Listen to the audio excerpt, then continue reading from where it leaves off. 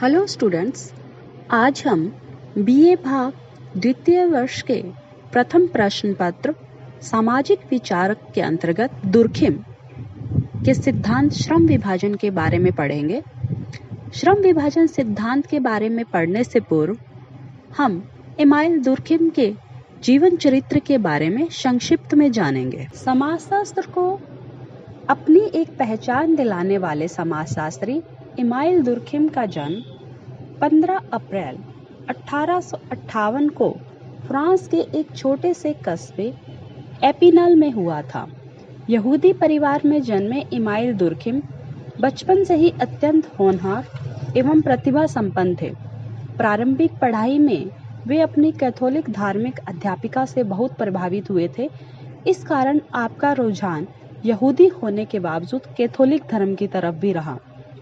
आपके विभिन्न रचनाओं एवं ग्रंथों में 3 प्रमुख पुस्तकें जो हैं वो इस प्रकार हैं। समाज में श्रम विभाजन सन 1893, इसी के माध्यम से आपको डॉक्टरेट की उपाधि प्राप्त हुई थी। दूसरी है समाजशास्त्रीय पद्धति के नियम 1895 तथा तीसरी है आत्महत्या 1897। आज हम दुर्खिम के श्रम विभाजन सिद्धांत के बारे में यहाँ विस्तार से जानेंगे। एमाइल दुर्खिम ने the division of labour in society या समाज में श्रम विभाजन पुस्तक में श्रम विभाजन सिद्धांत प्रस्तुत किया। इस पुस्तक के फलस्वरूप इन्हें डॉक्टरेट की उपाधि मिली। यह दुर्खिम की सबसे पहली पुस्तक थी जिसमें श्रम विभाजन के विश्लेषण को समाज की एकता के साथ जोड़ा गया था। दुर्खिम ने इस सिद्धांत में भी तुलनात्मक पद्धति को अपनाया और विभिन्न समाजों की एकता का अध्ययन उनकी तुलना के आधार पर किया।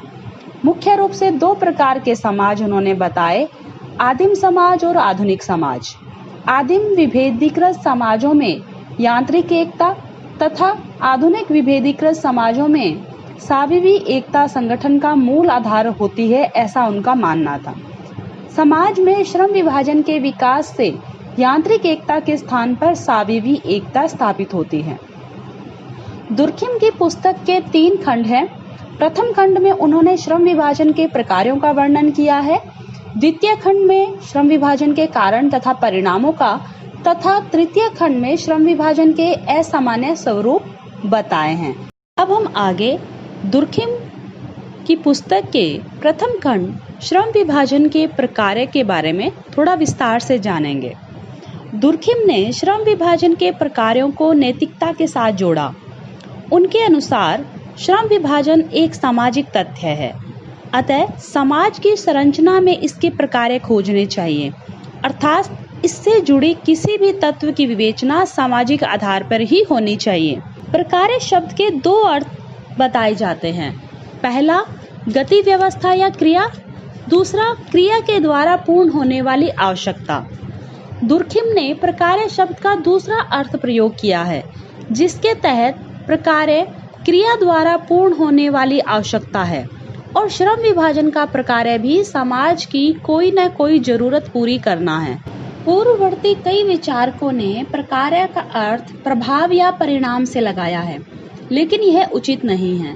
प्रकार का अर्थ तथ्यों द्वारा संपादित होने वाली भूमिकाओं से ही लगाया जाना चाहिए। किसी भी समाज का अस्तित्व नैतिकता के बिना संभव नहीं है, अतः समाज की प्रथम आवश्यकता नैतिकता है और इसे बनाए रखने में सामाजिक तथ्यों की भूमिका होती है तथा श्रम विभाजन एक सामाजिक तथ्य है, अतः इसका प्रकार भी नैतिक कार्यों को उत्पन्न करना है। दुर्खिम के अनुसार सभ्यता का विकास श्रम विभाजन का प्रकार नहीं है। दुर्खिम श्रम विभाजन का प्रकार सभ्यता का विकास नहीं मानते, बल्कि सभ्यता के विकास का स्रोत श्रम विभाजन है। कुछ पूर्ववर्ती विचारक यह मानते हैं कि श्रम विभाजन के फलस्वरूप समाज में विशेषीकरण उत्पन्न होता है, उत्पादन शक्ति का विकास होता है, भौतिक विकास और सुख सुविधाओं में वृद्धि होता है।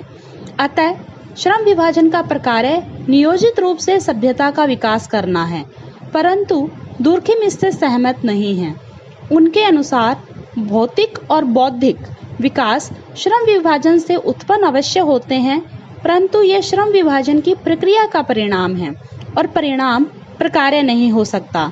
सभ्यता के विकास में उन्होंने 3 तत्वों को सम्मिलित किया है: आर्थिक और औद्योगिक विकास, कला का विकास, वैज्ञानिक विकास। इस प्रकार दुर्खिम ने सभ्यता के विकास को श्रम विभाजन का प्रक्रिया नहीं बताया है। उन्होंने बताया कि श्रम विभाजन का क्या प्रक्रिया होता है। श्रम विभाजन का प्रक्रिया उनके अनुसार नए समूहों का निर्माण करना और उनकी एकता बनाए रखना है।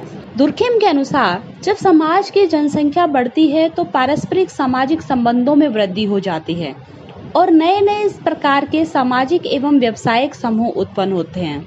समाज के अस्तित्व के लिए इन समूहों में एकता का होना आवश्यक है। एकता के अभाव में समाज का बना रहना संभव नहीं है। नवीन समूहों के उत्पत्ति का कारण परिवर्तन के दौरान उत्पन्न होने वाली नई सामाजिक आवश्यकताएं हैं। श्रम विभाजन इन आवश्यकताओं को पूरा करने का माध्यम है। एकता का कारण समानता और विषमता दोनों ही होते हैं। दुर्खिम के अनुसार जैसे ही जनसंख्या की वृद्धि होती है, आदिम समाजों की समानता पर एकता टूटने लगती है। विभिन्नता बढ़ने के कारण इनमें एकता बनाए रखने का कार्य पारस्परिक निर्भरता द्वारा श्रम विभाजन के माध्यम से होता है। इस प्रकार से श्रम विभाजन का प्रक्रिया नए समूहों का निर्माण करना और उनमें एकता बनाए रखना है। इस प्रकार दुर्खिम ने श्रम विभाजन के प्रक्रिया को समाज की एकता से जोड़ा है। किसी भी समाज की एकता के लिए समानता या विभिन्नता का होना आवश्यक है। एकता एक नैतिक तथ्य है जिसका प्रत्यक्ष निरीक्षण नहीं किया जा सकता। दुर्खिम प्रत्यक्षवादी विचारक थे और वे किसी भी सामाजिक तथ्य का प्रत्यक्ष निरीक्षण करना चाहते थे। अतः उन्होंने स्पष्ट किया कि किसी भी समाज की एकता उस समाज में प्रचलित कानून के साथ घनिष्ठ रूप से जुड़ी होती है। अतः हमें नैतिक अमूर्त तथ्यों की बाह्य विशेषताओं के रूप में प्रचलित वैधानिक कानूनों की तुलना करनी होगी, क्योंकि कानून पालन एकता का बाह्य लक्षण है। इसका प्रत्यक्ष रूप में अवलोकन किया जा सकता है। तो इस प्रकार दुर्खिम ने श्रम विभाजन सिद्धांत के अंतर्गत अपनी पुस्तक के प्रथम खंड में श्रम विभाजन के प्रकारों को समझाया। आज की क्लास में हम यहीं तक पढ़ेंगे। हम अपनी अगली क्लास में दुर्खिम द्वारा बताए गए श्रम विभाजन के कारण एवं परिणामों के बारे में जानेंगे।